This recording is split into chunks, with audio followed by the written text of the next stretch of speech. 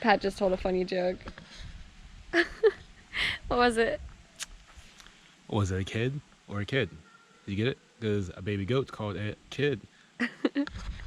So we were reminiscing on West Africa because we heard a little what we what we What's we heard what we think was a baby scream, and I said, was it a baby or a goat? Because that's something we would say. And then I was like, correction, is it a kid or a kid? Because the baby goat's called a kid. Anyways, Pat, take it over. All right, cool. Oh, want shorts? Oh, nice shorts. Ooh. Anyways, so we're in Tekek. Tekek, for those of you who don't know, is in central Laos. And right now we are just walking through the woods, about to do some rock climbing. It's kind of cold out, as you see from our jacket, although like Matt's out here like rocking them, got them guns out and everything else. But like, here we are. A solid, like, what would you say, 64 degrees? I would probably say it's probably about 70 degrees, but it's freezing for us here, but it's all good. And the wind is crazy. It's so windy here, which makes it so cold.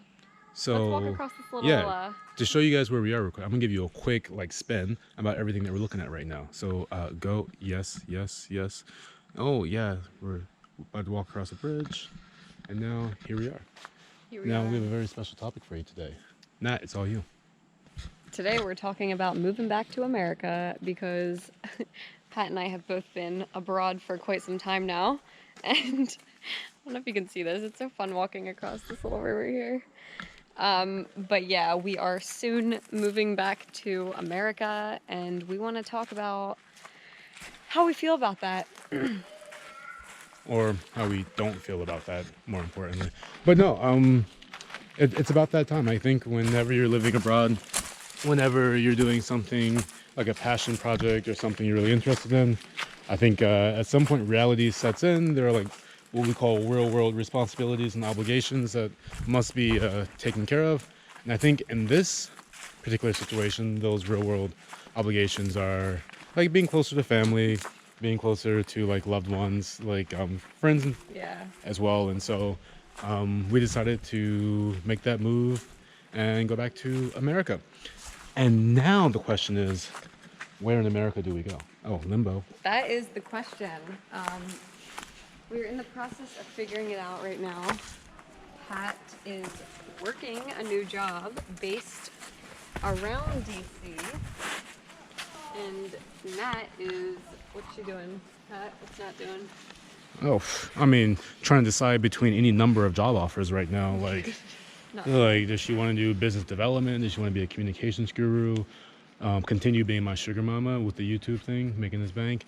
But we also thought about realistically potentially moving to like Pennsylvania, moving to DC, super expensive, or Delaware. His fam is near DC. My fam is near Philly. So we're going to be in that area when really we just want to go off to New Mexico and live there. So ideally, we're looking for a place as similar to where we are right now. So we're about to turn the camera and we're going to show you where we are right now. We're casually in a cave. And yeah, I mean, it's called the Cave. There's no fancy name, but it's epic. And this is where we are. And this is how we usually spend our weekends. Rock climbing, exploring the caves. Nat likes to swim here. I don't swim, so no miss. I really like to swim here, but it's so cold right now. I can't. We did it last weekend, but this weekend it's just too cold and windy. Yeah. So now we're about to just take a seat here and just kind of like talk about this move. All right. First thing I want to talk about the weather, because it is like 64 degrees right now and we are freezing our butts off and it's windy and there's no snow and we're terrified of freezing to death in the States. How do you guys do it? For anyone watching who's based in the U.S., who lives in the U.S., who survives winters in the U.S., especially the colder places, like how do you do it? Do you have any tips? If so, please let us know in the comments below, because I feel like no matter how many layers of clothes I put on, no matter how many hand warmers I have, no matter how many like electric heaters I put around myself, I'm never warm enough. And keep in mind, she's saying this as she's wearing a straight up t-shirt. Do you see me? I have like a winter coat on. So yeah, no, I'm not cold because I got a coat on, like a proper coat. I mean, I have my sweatshirt here because it's not windy right now. in this cave, but like, Mhm. how do you guys do it? Seriously, I'm so pathetic in the winter, and I really need to. Oh, I really you need to gain those life skills again. Oh, she tells me the camera is sure. All right, so I mean, just we changed the view a little bit because we want to give you the view of this beautiful cave. We'll start here and then we'll walk around the forest a little bit. We'll try to avoid any UXOs or unexploded ordnance from the Vietnam conflict. Did you know that Laos was the most heavily bombed during the Vietnam War? Per capita, it's real. It's Got real. landmines, bombs, everything. So if you're walking around Laos, be careful. We Yeah. are. But then they also have cobras too, and pit vipers. And so I'm saying all these things to make us feel better about leaving this place, aka paradise. There are scorpions, monster centipedes, king cobras, vipers, tree vipers. They can kill you. You can. I find that helps a lot when you're leaving a place to just kind of like talk smack about it. Because just remind yourself of the things that you don't like, and it makes the transition a little bit easier because we're both very sad to leave Laos. So there's not many bad things about Laos though, so we're really trying to like make ourselves feel better. But yeah, I mean, I was telling Pat the other day, the fact that the weather is a little colder now makes it a bit easier to go back to America. But then again, it's so cold And there. again, let's be for real, cold. No sleeves, t-shirt, the wind is blowing, you see the trees blowing. No jacket, no long sleeves or anything. And then like the short hair, don't care look. I mean, nothing to keep her warm. I'm here. So here we are walking through the woods again, and it is a cool, maybe like 72, 74 degrees here. This is quite cold. This is the coldest it gets in Laos. And as Nat mentioned, we are freezing. And by we, she is. Yeah, so we arrived, I keep saying we, I arrived in Laos last April 2019, and it was so hot. That's the hot season. It's like the hottest I've ever been in April and May. So then we had rainy season where it's still pretty warm and humid, hot and humid, I should say. But I got used to it. Like Pat and I have both been living in very warm places year round. And now the winter has striked. And The winter has struck. has Struck, yes. And so the winter is here. What is the right word for that? I think it's struck. The winter has struck. Or either way, winter has come. The Game of winter Thrones has reference. come. The winter has arrived. Anyways, here we go. I don't know how to work a camera. I don't usually do this. I usually just like cheerlead from the background and like, go, Nat, go.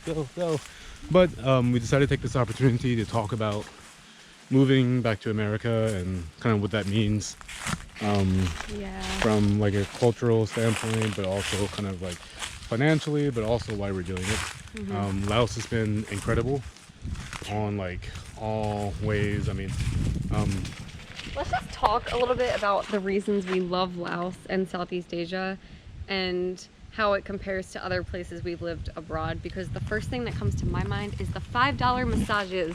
In Southeast Asia, you get a massage for $5 for an entire hour, and it is so much better than any massage I've ever gotten anywhere else. So that's and like let's my be for real, and there's a massage shop on every single corner. everywhere. And so like we live like on a street, and like on that street there are 3 massage parlors. On the next block there are another 3, and like same price everywhere. There's like capitalism doesn't happen. Everything's the same exact price, $5. It's literally like paradise. Like if I was gonna die and go to heaven, I would probably see $5 massages, although in heaven maybe they'd be free, and like mango smoothies. And you will find fresh fruit smoothies everywhere, fresh fruit everywhere. Yep. Obviously really cheap. And So that's the thing, fruit that you've never even heard of or seen before. We talking, yeah, we got mangoes and papaya. we got durian. But have you heard of durian? The smelliest, good, this tastiest fruit ever. Dragon fruit. Dragon fruit, like we got everything. Mangosteen. Like it just, Rambutan. it goes on, and like just eat it so good. I mean, I'm gonna be for. I think I'm healthier here than I've ever been in America. I feel the same way. Also, let's give a little background on where we're coming from before Laos, because we were both in So we were both living in Senegal, and like Senegal was dope. So I was living in Dakar. Nat was living in a place called Ches. And let me tell you, I'll talk about Dakar first because Dakar is dope. Dakar is like a music culture like hub for West Africa. Like anything you want, you can get it there. The music is phenomenal. Oh hey. Found a cave. Another one. Sorry, you can keep talking about the car. But Dakar is fantastic. I mean, you never know what you're going to get. Every day is something different. And, I mean, there's so many cool people from all over the world there. And never a dull moment. So, It's a really fun city. It's fun to go out. I didn't live in Dakar, but occasionally I would go there, and that's how I met Pat. We were playing Ultimate Frisbee together, and then we met at a party. we met at a party. Met officially at a party because we were on the same Ultimate Frisbee team, but he thought I was a 12-year-old who went to the high school there. So, yeah, we had to clear the air on that. So, when I thought she was a high school student, I was not hitting on her or flirting with her at all because I thought she was a high school. It wasn't Good until we met at a party, and then she's like, "Pat, I'm actually 24." Because it was a party where And you had to be like yeah, you had to be 21 to get into the party. So I'm in. like, "Oh, you're clearly not a high schooler. What's up?" So yeah, Yeah. just not a pedo. Thanks for that. So yeah, we met in Dakar. I was living in Chess. Chess is a very calm city. There's not much going on there. It's pretty dry, and it's nice. I really like the people there, and I really like the culture. And the food is pretty good too, to be honest. The only thing is the food is loaded with oil. Like they smother their palm oil on everything. And I think that's one difference between, I mean, there's a lot of differences, but the food here, they don't put a lot of oil, which is actually really nice, and it doesn't leave you feeling like gross afterwards. So yeah, the food's different. West Africa got some good food, but like Southeast Asia is very different.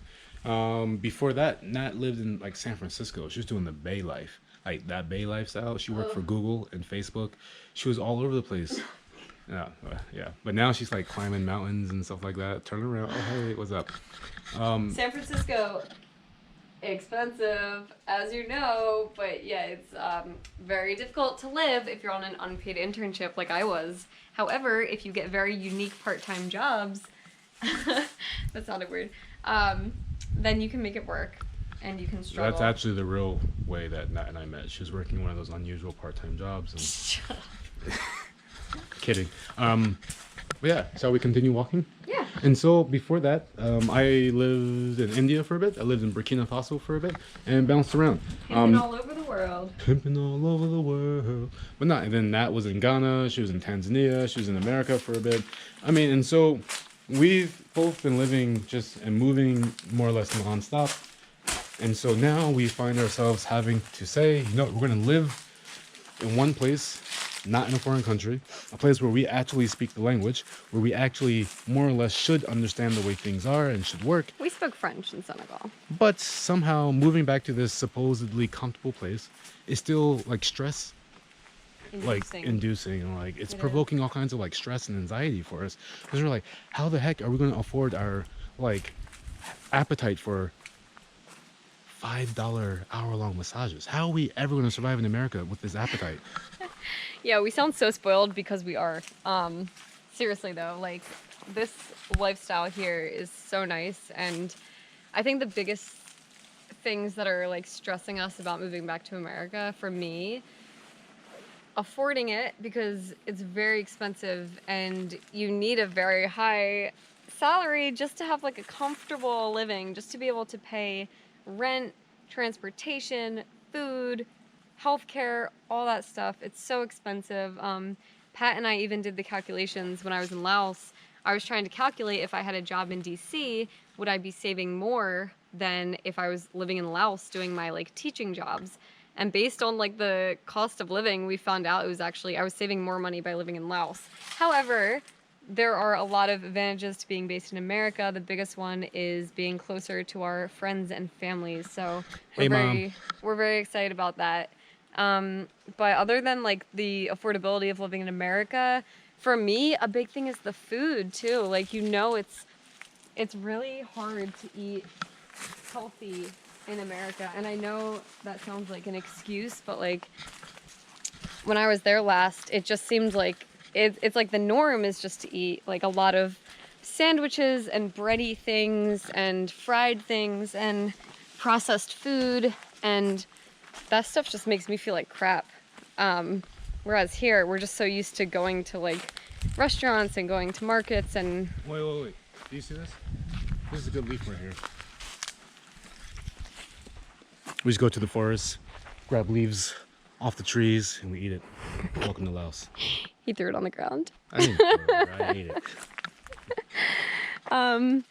But yeah, what were we saying? Yeah, the food is definitely a hindrance to going back to America and living there. But I think living abroad has really changed my perspective on food, because now I much prefer to eat like a whole, well-balanced meal. Whereas before, I would just snack all the time in America. I would eat a lot of processed foods, like frozen dinners, things like that. So that's something I want to change when I start living there again. And yeah, besides the food, what else are you thinking? I mean, let's be for real. Like, welcome YouTube. Have you seen me before? I am a black man. Black men in America, our life expectancy is, was it 60? I feel like black men in Southeast Asia live longer.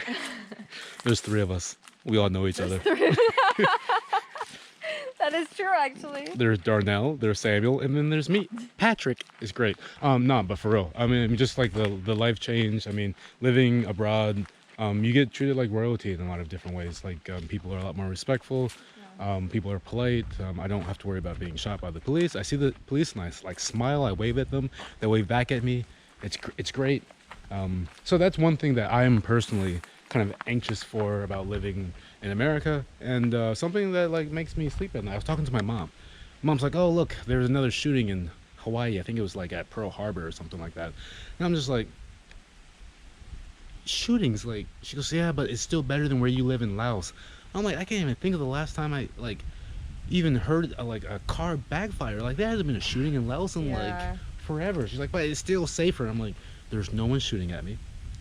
Yeah, I mean, there is like occasionally, like, I don't know, a rock may fall or something like that, but that's as like close as we get to being shot at. And so like, I think yeah. that's an important point. There's so many misconceptions about like different places in the world and how safe they are. Like when Pat and I were living in West Africa, so before I moved to Senegal, the first question people asked me after I said I was moving to Senegal, they say, "Where is that?" And I say, "It's in West Africa." And then they say, "Is it safe?" Because there's such a misconception that Africa, like the continent of Africa, is just this like unsafe, what? The second question they ask is, do they speak African? Do they speak African? And you're like, no, they speak French and English. They're like, huh, lies. Yeah, obviously it's a huge place and depends where you are. But anyway, people just have a misconception that it's like this one country that's like war torn, and there's just everything you see in the media, how they portray Africa, the whole continent. It just hinders people from ever wanting to go there, and for thinking that it's like a bunch of uncivilized people and it's unsafe and blah, blah, blah. Are you okay? Oh my God, like you're risking your life for this. And yeah, some countries are war torn and some places are really dangerous to be right now. However, it's a huge place and that's not how it is everywhere. Take a look at Pat on the rock behind me. Speaking of dangerous places to be, hello. That's a good example. It's all about using your mind when you're in these places. It's about like being smart, being aware. Don't like, you know what they say, like it's cliche, but don't walk alone at night. And You wouldn't do that in San Francisco in most places. I wouldn't do it in DC. I got jumped in DC, and that's where I'm from. yeah, there's worse places. Like no matter where you are, there's always dangerous places and there's always safe places. So yeah, it can be dangerous in America. It can be dangerous in different countries in Africa. It can be dangerous on this rock in Laos. Yeah. Oh, I want to do that climb, by the way. I think that's the Joker. No, Joker goes right here. I want to do that one. You want to do that one? All right. This is a casual like 6A or 6B or something like that. Tomorrow. Yeah, we'll climb that tomorrow. And so another reason why we're here in Tekek is because we're doing some rock climbing and Natty B is learning how to lead climb.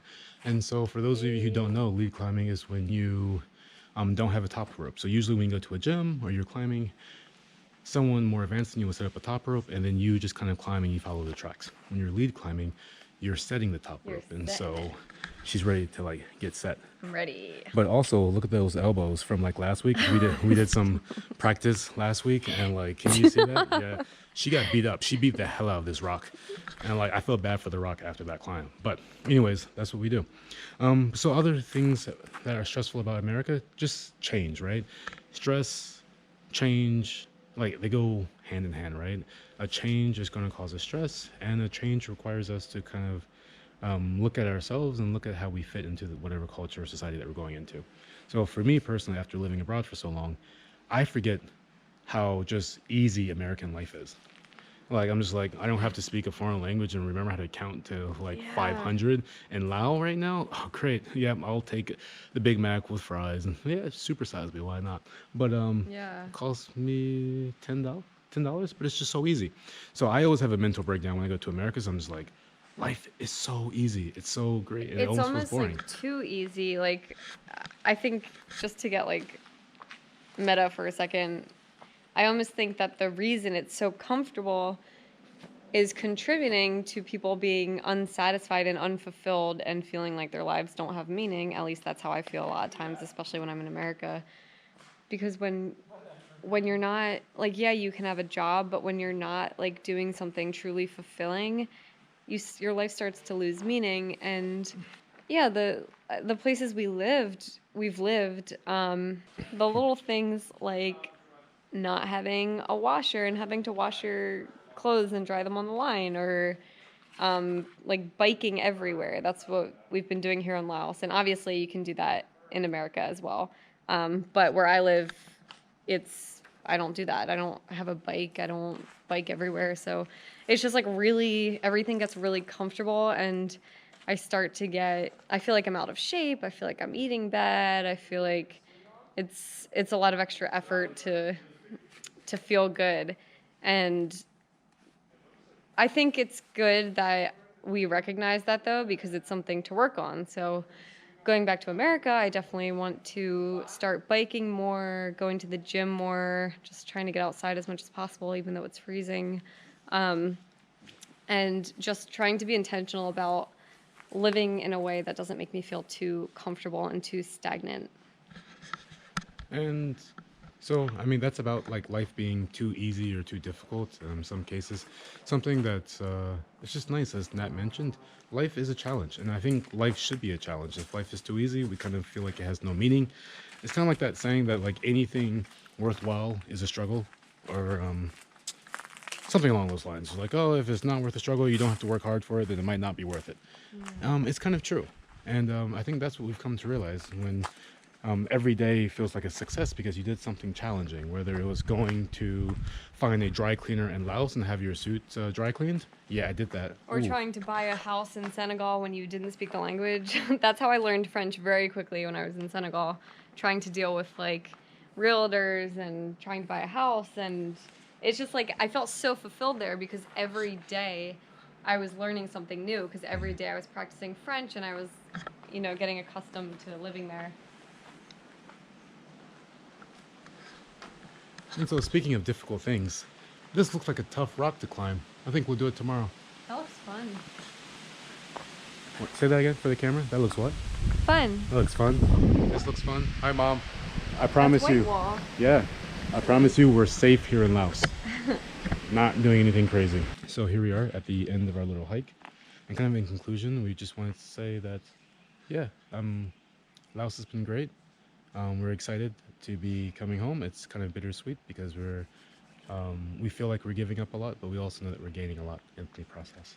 Yeah, we're sad about leaving Laos, but we're really excited at what the future holds, which we have no idea what it does hold, Yeah. but we're excited to be having more time with family and friends back home, and we are really grateful to have had these experiences abroad, and our experiences abroad do not stop here. No, this is just kind of like a I don't know. Temporary Temporary. resettlement. Yes, temporary resettlement, or you could say call it the halftime show. The Halftime show halftime in show. America, you know? Like I'm Bruno Mars, she's Beyonce, and like this is the halftime show at the Super Bowl. Yeah. You not don't be doing your single lady. Okay, cool. Anyways, but thanks for watching, and Yeah, mom and dad, we're coming home. We'll be there soon. Woohoo! All right, bye.